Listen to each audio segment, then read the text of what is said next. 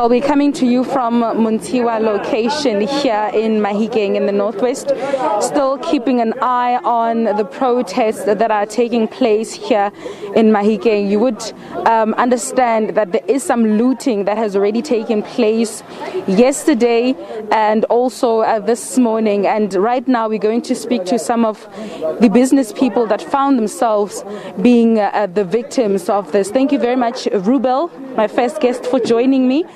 Just tell me, what exactly happened? When did they loot at your shop and what did they take? Is looting our shop the last in the morning time and take it everything, like my fridge, my food, my everything is take it out in less than 200,000 rand. Is take it everything, so I have to remove that fridge only. I don't get anything inside my shop, even any fruit, nothing. So what can I do now? I have to save myself now out at another site. Yeah. Also, basically, you're saying that they have taken stock that can amount to about 200,000, and some of your valuables like your fridges. I'm just repeating your words because there was a bit of noise here. I'm not sure if it was interruptive or disturbing in any way.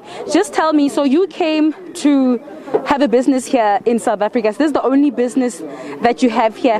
And how do you feel about having a business or running a business in South Africa?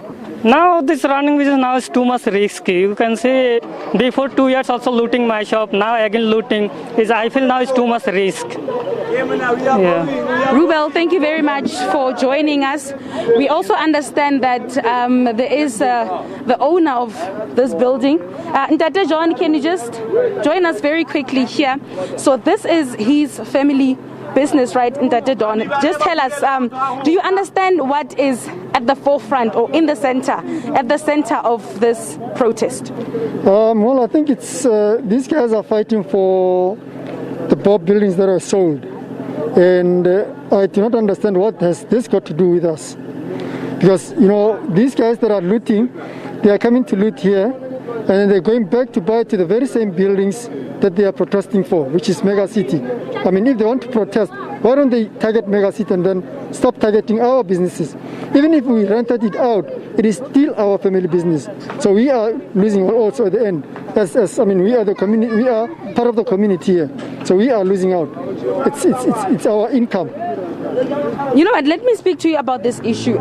Speaking to people on the ground, some of the residents seem to be quite conflicted, as some are of the view that the people that are behind this protest, we understand that they have been arrested, but now some community members want them out. Some, on the other hand, are saying, well, he is the reason why the community is suffering at the end of the day.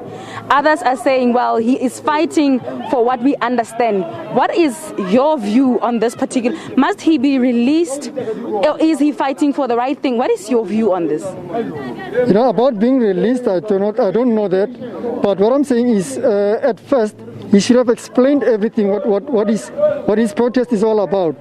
And most of the people, the underground people, the ones that do not understand, the less literate people, do not understand what is going on.